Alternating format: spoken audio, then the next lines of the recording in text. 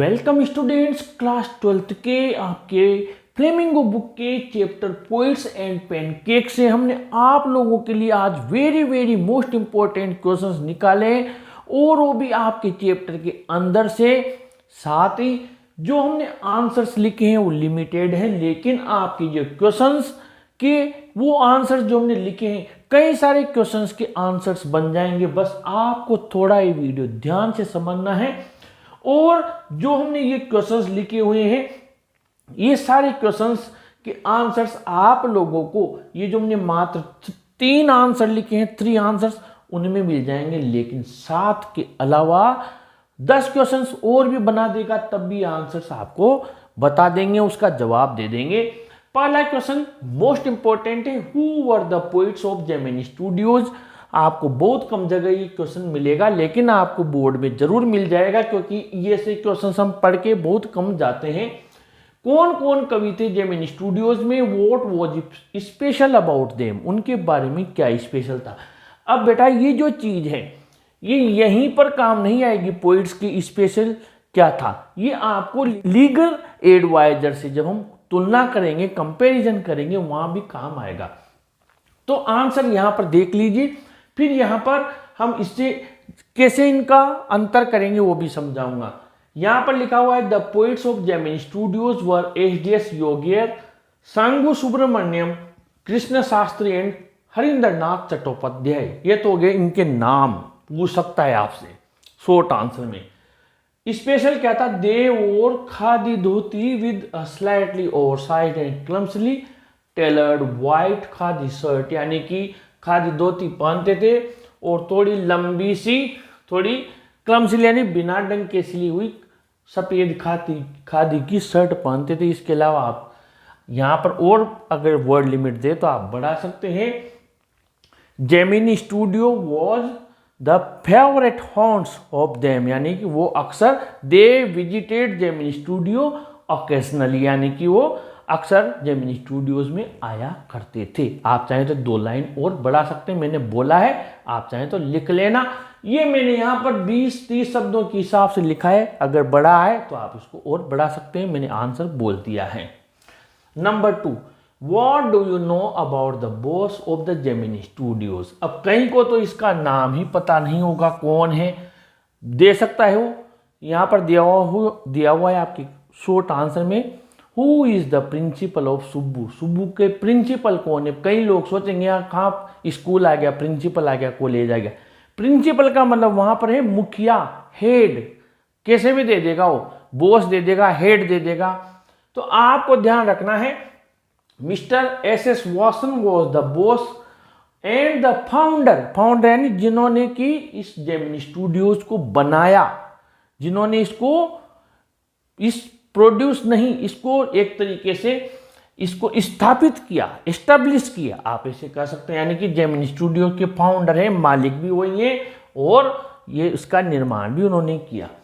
He welcome and allowed the moral rearmament army, ये आप spelling पूरी ढंग से याद कर लेना, moral rearmament army MRA to perform at his studio, उन्होंने उनको अलाउ किया, अनुमति दी। As the MRA was seen as a counter movement to communism, MRA क्या था, साम्यवाद के विरुद्ध एक आंदोलन था।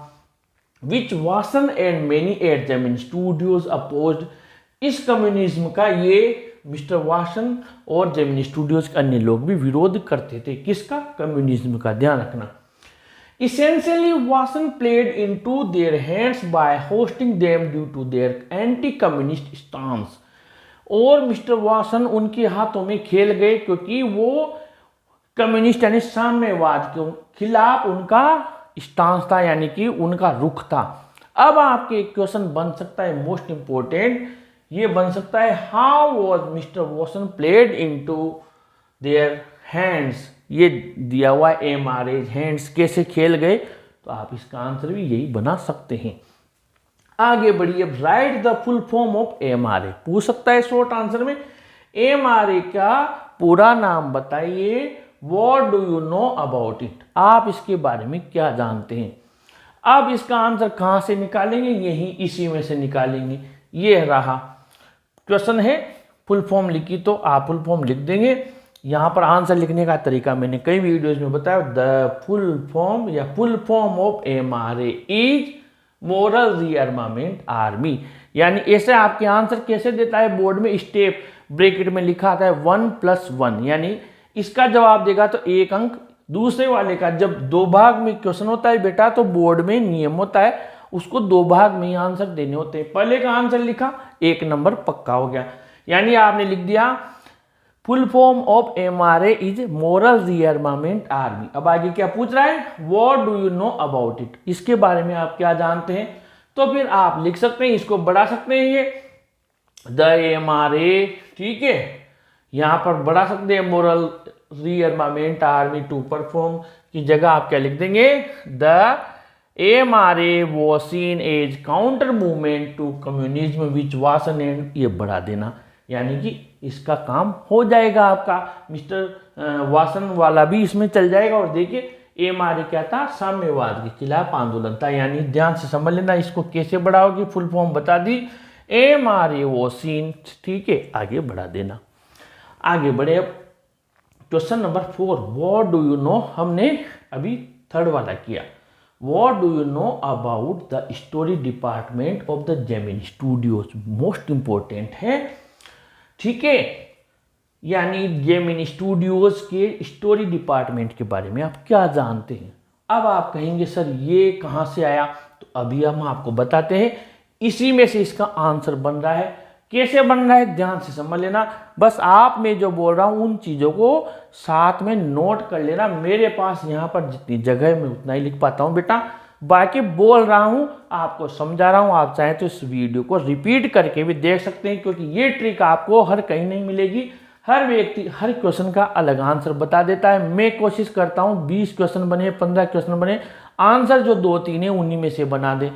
तो समझ लीजिए ध्यान से, आप क्या समझते हैं स्टोरी डिपार्टमेंट के बारे में, ध्यान से समझ लेना, चाहे तो नोट कर सकते हैं। देखिए यहाँ पर, यहाँ से the story department of the Gemini studios, ठीक है, इसमें क्या है देखना ध्यान से, the story department of the Gemini studios, यहाँ पर ये जो दिया हुआ ना पोइट्स एंड राइटर्स, यहाँ पर आप लगा देना हेड, क्या लगा दोगे, हेड, ये बस इतना सा एक शब्द, बस द स्टोरी डिपार्टमेंट, चाहे तो नोट कर लें, of the Gemini studios head poets and writers, यानी इसमें हेड यानी थे, रखता था, कितना सिंपल हो गया, क्वेश्चन में से ही आंसर बना दिया। यानी जेमिनी स्टूडियोज में पोइट्स और राइटर्स, यानी यहां से the story department of the Gemini studios head poets and writers, ठीक है, और एक कौन था, एंड आल्सो लीगल एडवाइजर, उसमें लीगल एडवाइजर था। ये स्पेलिंग लंबी लगे तो लॉयर लिख देना, LAWYER, ठीक है।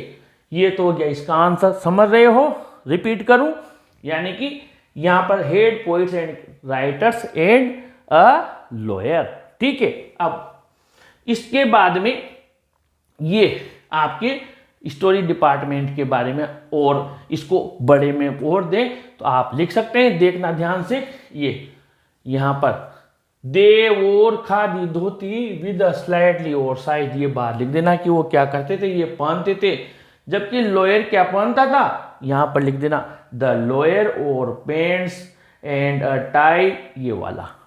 कितना शानदार आंसर हो गया, देखना समझ लेना। ये आपके जो स्टोरी डिपार्टमेंट के बारे में बताया, हेड पोइट्स एंड राइटर्स, ठीक है, यहां तक क्लियर है। फिर इसके बाद में आपको क्या लिखना है, इसी में दे और, ये इसमें लिख देना, ये यहां से लिख देना दे और, ठीक है, ये ठीक है, यहां पर लिख देना 4 नंबर में, ये 4 नंबर में आप यहां पर लिख देना 4 नंबर में, और फिर 4 में ये भी लिख देना, और के परे लगा देना, क्या लगा दोगे आप यहां पर द लॉयर और द लॉयर लगा देना, ठीक है, ये 4 में।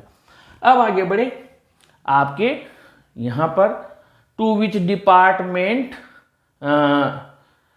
वॉज द लॉयर रिलेटेड, ध्यान से समझ लेना, लॉयर कौन से डिपार्टमेंट से संबंधित था, ठीक है, लॉयर कौन से डिपार्टमेंट से संबंधित था। What made him stand out from others, वो अन्य से किस वजह से भिन्न था। अभी हमने पढ़ा वो किससे संबंधित था, स्टोरी डिपार्टमेंट से। तो ध्यान से समझ लेना आंसर कैसे लिखना है। यहां पर पूछ रहा है to which department was the royal lawyer related. Note कर लीजिए आप कॉपी पेन अपने पास हो तो ध्यान से समझना। द लॉयर ये वॉज कहाँ आ जाएगा, यहाँ पर इस जगह पर आ जाएगा। ये वॉज कहाँ आ जाएगा, इस जगह पर आ जाएगा। द लॉयर वॉज रिलेटेड और ये हट जाएंगे to. The lawyer was related to किससे संबंधित था। अभी तो हमने कहा कि पोइट्स राइटर्स के साथ लॉयर भी था।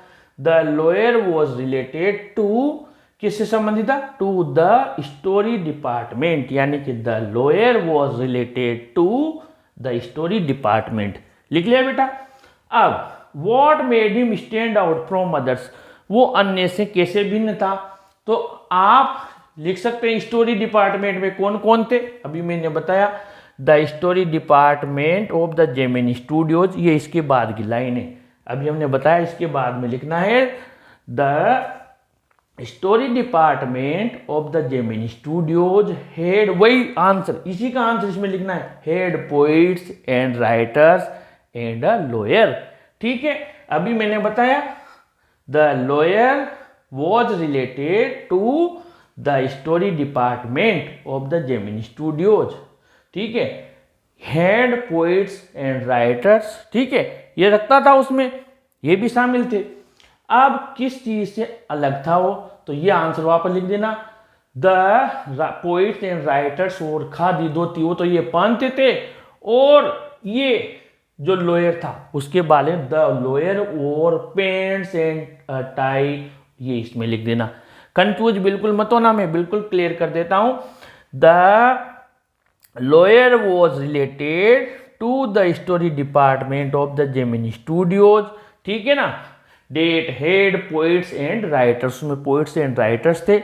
इसके बाद में वो क्या करते थे, पोइट्स एंड राइटर्स दे और खादी धोती और साथ में लंबी शर्ट पहनते थे, ये लिख देना। जबकि लॉयर क्या करता था, द लॉयर वोर पेंट्स, वो तो पेंट पहनता था, टाइप लगाता था, ठीक है, कोट पहनता था, कैसा, डार्क ये के जैसा, और वो अलोन नजर आता था और हेल्पलेस असहाय नजर आता था। अब कैरेक्टर स्केच भी दे देगा, वो कैरेक्टर स्केच दे देगा लीगल एडवाइजर या लॉयर का, उसमें भी ये चीजें काम आ जाएंगी, बिल्कुल आ जाएंगी। अब आगे बढ़े। How did the legal advisor ruin the career of a brilliant actress, यानी लीगल एडवाइजर ने एक चमकती हुई उभरती हुई एक्ट्रेस का, नायिका का कैसे फ्यूचर बर्बाद कर दिया, कैरियर बर्बाद कर दिया। मोस्ट इंपॉर्टेंट है 2 नंबर में, an extremely talented actress who was also extremely temperamental, यानी एक बहुत ही टैलेंट वाली एक्ट्रेस थी जो कि थोड़ी हद से ज्यादा टेम्परामेंटल थी, यानी कि भड़क जाती थी, गुस्सेल थी। एक बार वंस ब्लू ओवर, यानी क्रोधित हो गई ऑन द सेट्स, जहां शूटिंग चल रही थी। The lawyer quietly recorded her voice, उस वकील ने क्या किया, रिकॉर्डिंग कर ली उसकी आवाज की, एंड प्लेड इट बैक, और उसी के सामने वापस उसे चला दिया। She could never recover that shock, उस शौक, उस सदमे से वो दोबारा उभर नहीं पाई।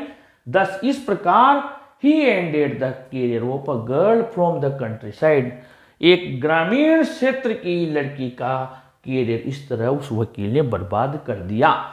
ठीक है, अब question number 7, why was the legal advisor referred to as the opposite by others. अब ये भी इसी से रिलेटेड है, यानी अन्य लोगों से लीगल एडवाइजर को विपरीत क्यों माना जाता था।